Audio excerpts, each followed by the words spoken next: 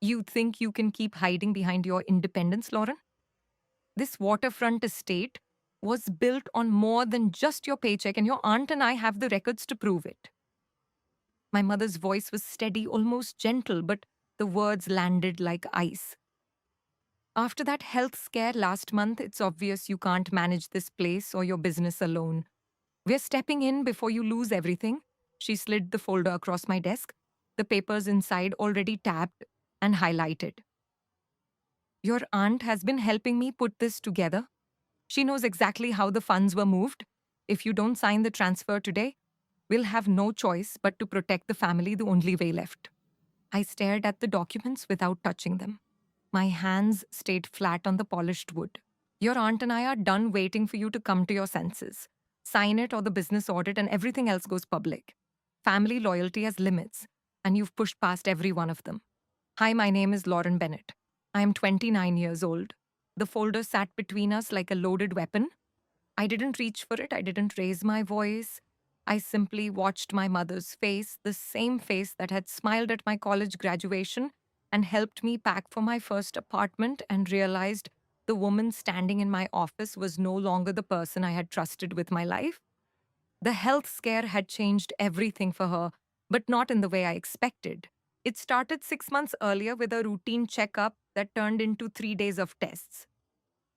The doctor's office called with results that made my stomach drop. Nothing final, just enough uncertainty to knock the wind out of me. I took 2 weeks off work, told almost no one, and tried to handle it the way I always had, quietly, efficiently, alone. My mother found out anyway. She showed up at the estate with a casserole and a list of questions I wasn't ready to answer. At first, it felt like concern. She stayed a few nights, made tea, asked if I needed help with the business while I recovered. I said no. I had Jordan Hale, my business partner of 4 years, handling the day to day. I had Victoria Lang on retainer for anything legal. I thought that was enough. But every time I said I was fine, my mother's expression tightened just a little more. 2 weeks after the tests came back clear, she brought up the estate for the first time. We were sitting on the back deck overlooking the water. She mentioned how expensive waterfront property had become and how lucky I was to have bought it at the right time. Then she asked casually whether any family money had gone into the down payment. I told her no. Every dollar came from my company's profits and a small inheritance from my grandmother that had nothing to do with her side of the family. She didn't argue. She just nodded and changed the subject. A month later, she asked again, this time with my aunt Diane on speakerphone. Diane had always been the quieter one, the one who sent birthday cards and never pushed. Hearing her voice on the call, agreeing that it would be safer for everyone if the deed had more than one name on it, felt like a small betrayal I couldn't name yet. I ended the call politely and told them both I needed time to think. That was the last polite conversation we had. The demands grew from there. My mother wanted access to the estate's financial records, just in case something happened to me. She wanted to be added to the business accounts for emergencies. When I refused, she started bringing up the health scare in every conversation, framing my refusal as proof that I wasn't thinking clearly. You were scared, she would say. People make bad decisions when they're scared. I stopped taking her calls for a while. That only made things worse. Jordan noticed the change in me before anyone else. We were reviewing quarterly numbers in my office when he asked if everything was okay at home. I gave him the short version. He listened, then offered to have someone look into the claims my mother was making about the down payment. I said no at first. It felt too nuclear. But when my mother showed up unannounced with a notary and a set of papers already filled out, I realized she wasn't going to stop. I called James Harlan that same afternoon. James was the private investigator Jordan recommended. He worked quietly and charged by the hour. I gave him the dates, the bank records I still had, and the story my mother kept repeating. He didn't promise anything, he just said he would see what paper trails existed. I went back to work and tried to pretend my life wasn't quietly unraveling. The first report came back 3 weeks later. James had found old bank statements showing the down payment came entirely from my company account and the small trust my grandmother left me. No family money from my mother's side had touched it. I felt a small cold relief. Then James added the second part. My Aunt Diane had been the one who first contacted the title company 6 months earlier, asking about family ownership transfers on the property. She had done it under the guise of estate planning. She had also pulled all property records and forwarded them to my mother. I read the report twice.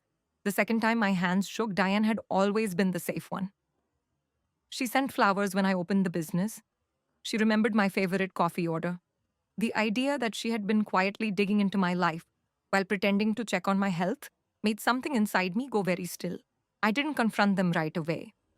I hired Victoria Lang instead and had her draw up a formal letter stating that the estate and the business was solely mine, that any further attempts to access records or pressure me would be treated as harassment.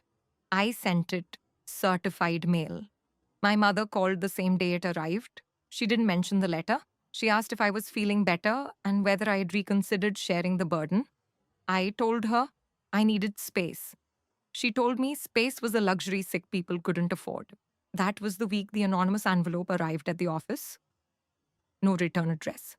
Inside was a single printed page from what looked like an old family trust document. The numbers didn't match anything I owned.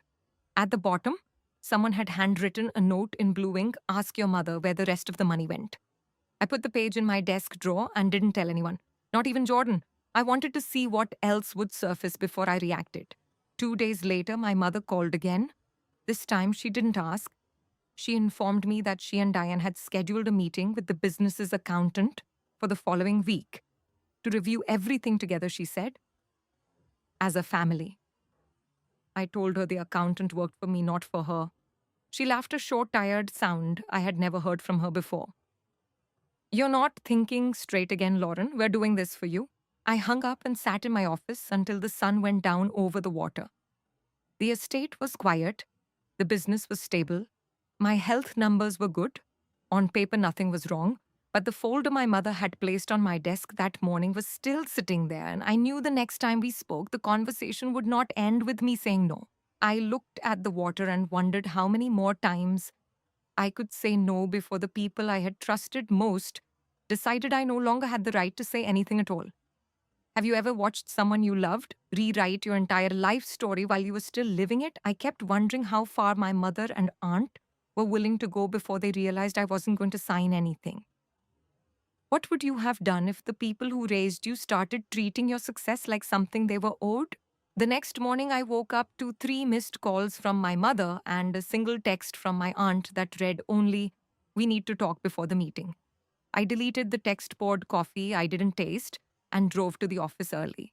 Jordan was already there reviewing the quarterly projections like nothing in my personal life had changed. I told him about the accountant meeting my mother had scheduled without asking me.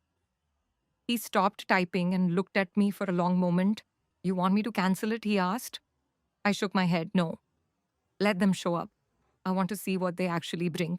He nodded once and went back to the numbers, but I could feel him watching me the rest of the morning. Around 10, Victoria Lang called. She had reviewed the letter I sent and the documents my mother had left. Her voice stayed even professional. "They're pushing hard, Lauren.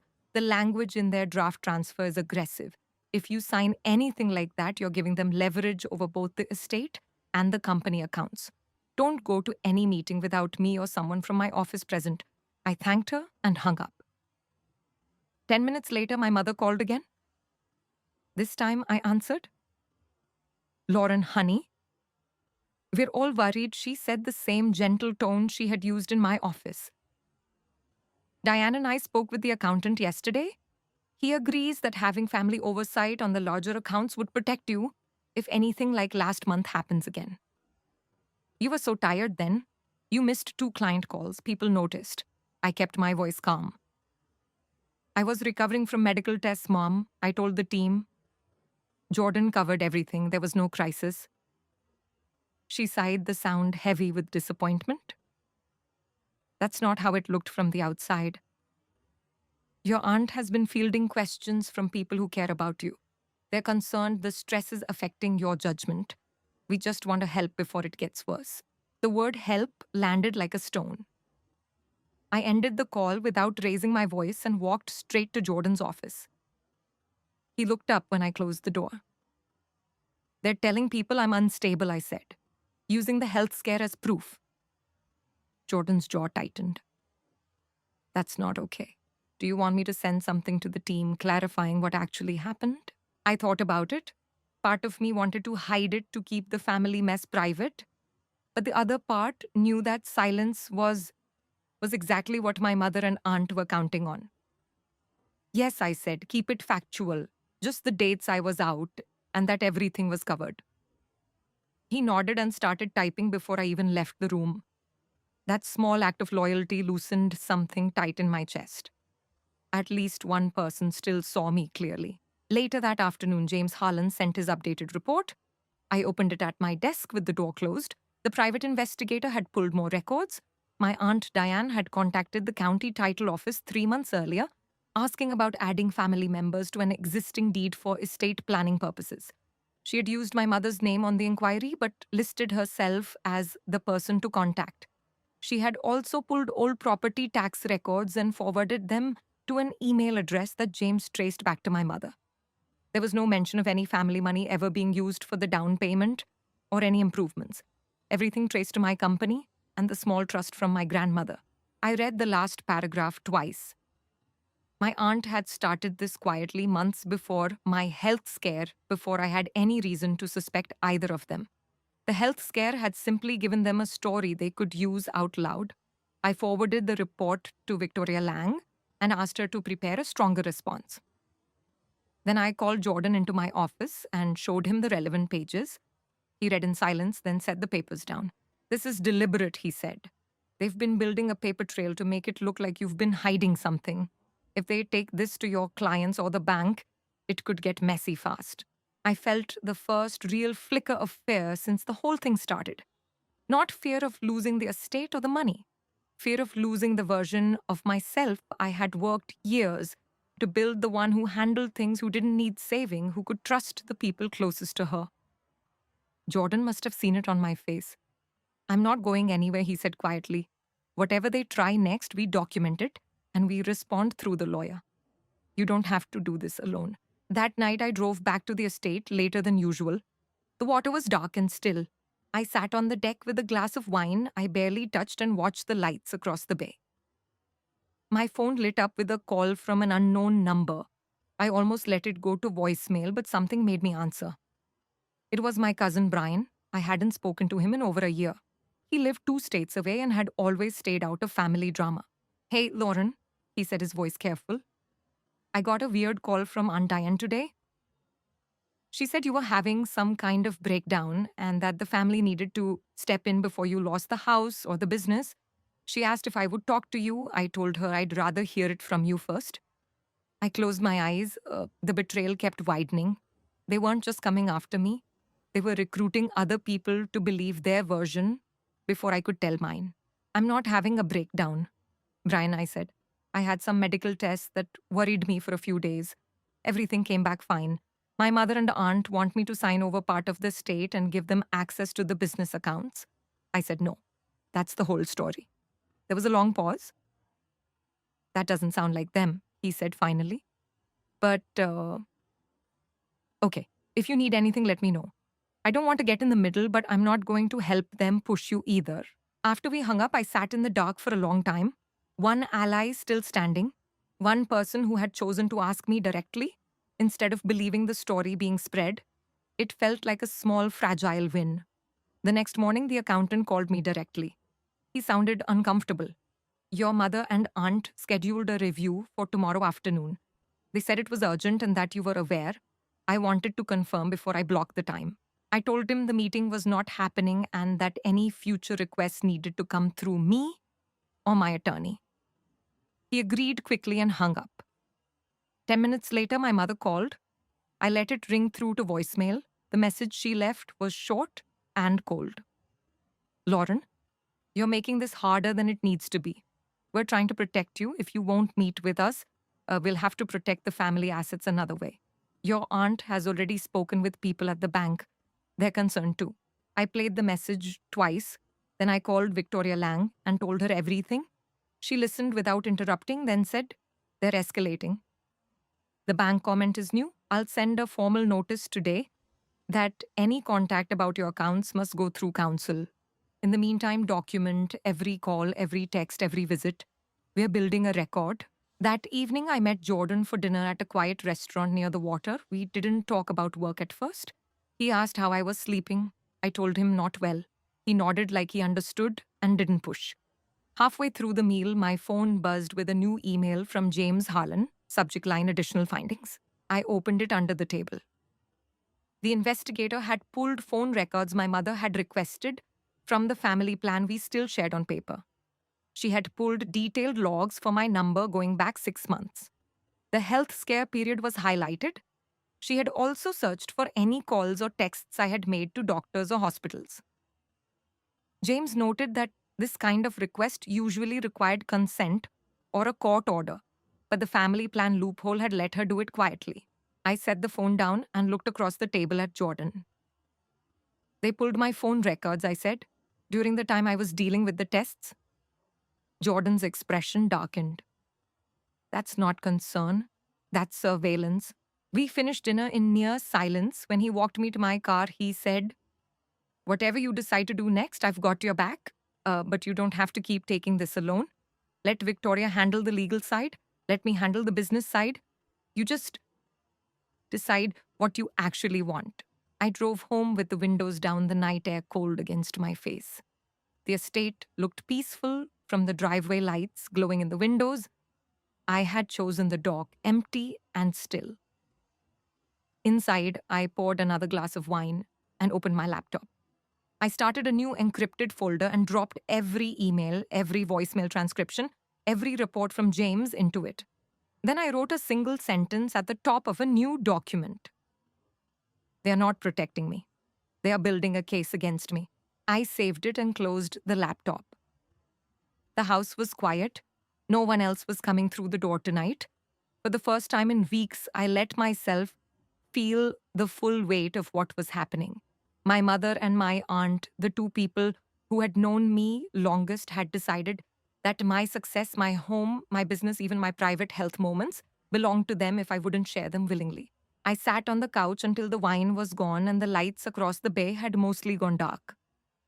My phone stayed silent.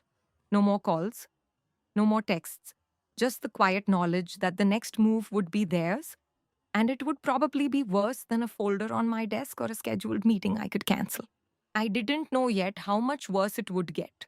I only knew that the version of my family I had carried in my head for 29 years was gone, and I was the one who had to decide what to do with what was left. 3 days later, the next move came not as another call, but as a knock on the estate door at 7 in the morning. I opened it to find my mother and my Aunt Diane standing on the porch, both dressed like they were attending a funeral. My mother held a thick manila envelope.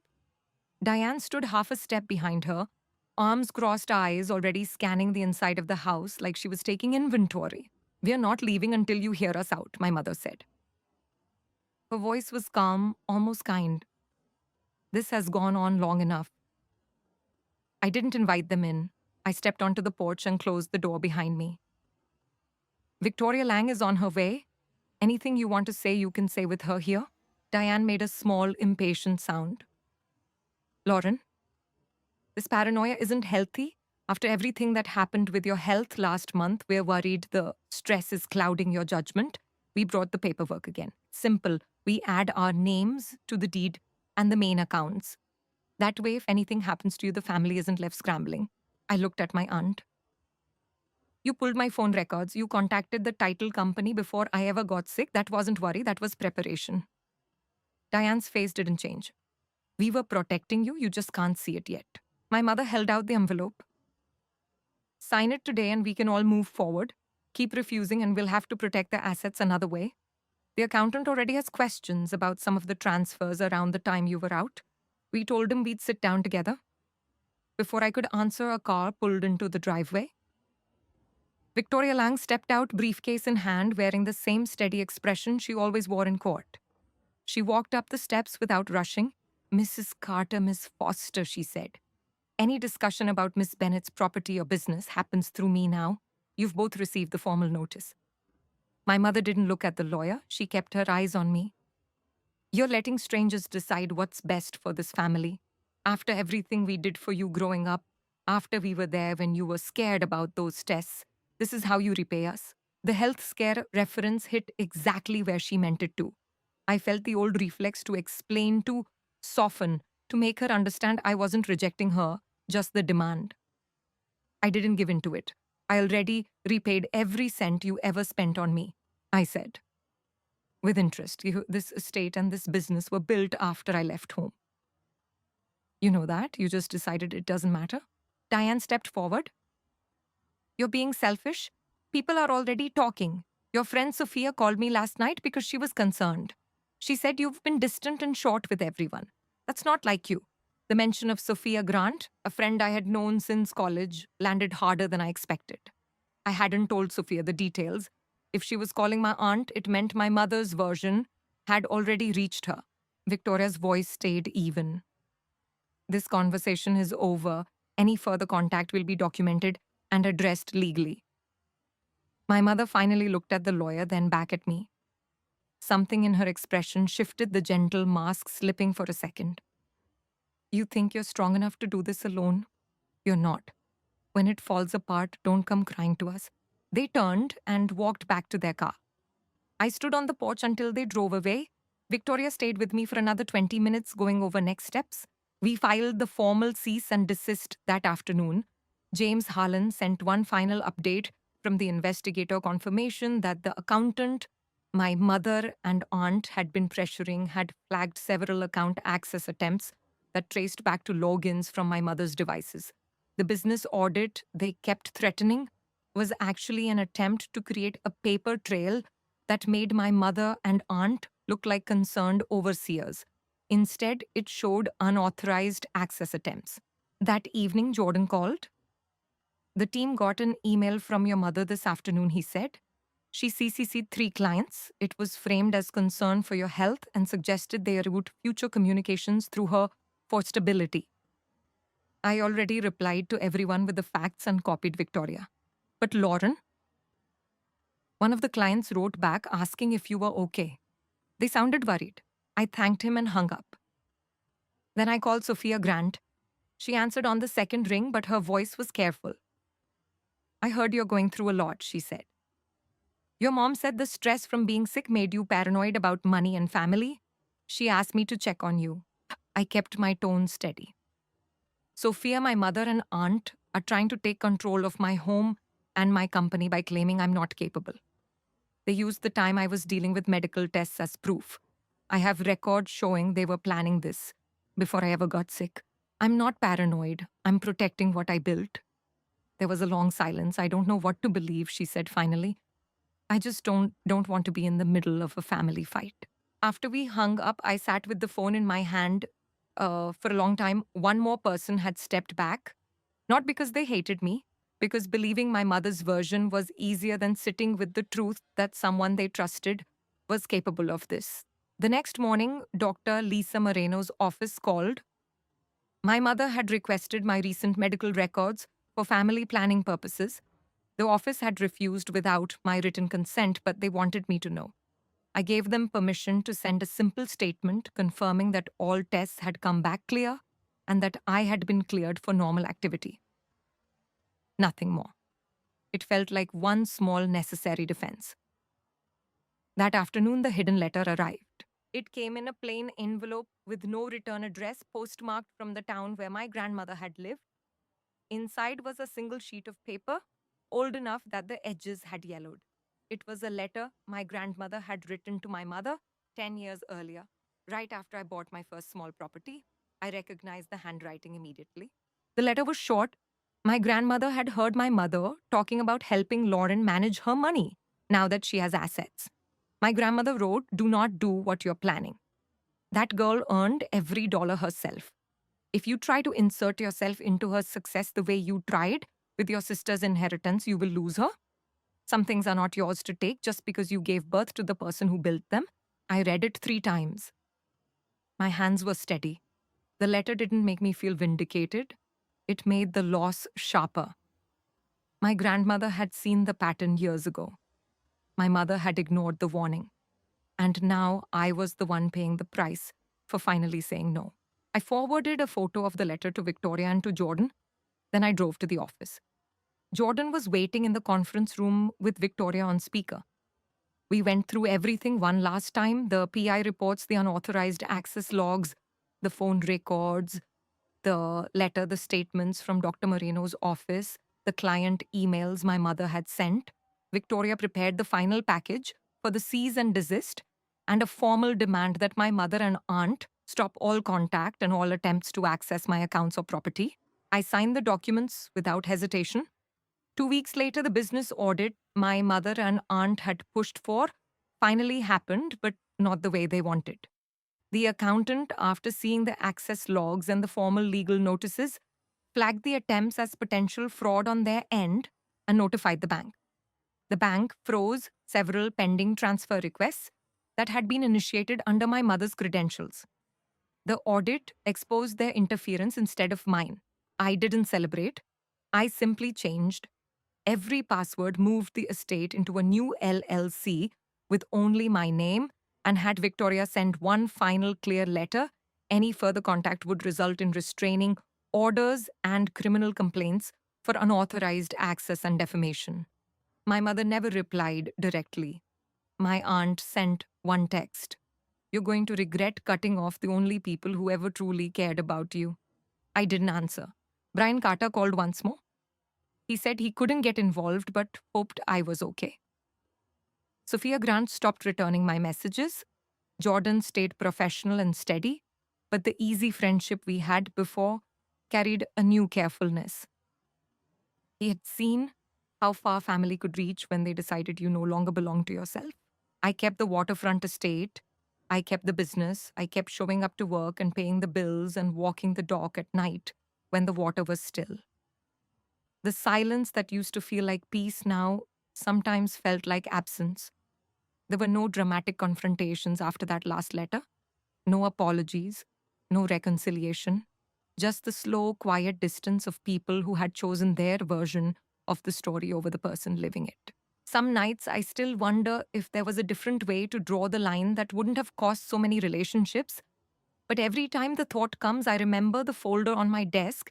The phone records the letter from my grandmother and the way my mother used my health scare like a weapon. I remember that choosing myself didn't require their permission or their understanding. I sleep better now, not because the story ended with victory, but because it ended with clarity. The boundaries are mine, the life inside them is mine. And for the first time in a long time, no one is rewriting either one while I'm not looking. Thank you for listening to my story. If your family decided your success and your peace belonged to them, what would you choose? The version of you they needed you to be, or the life you actually built?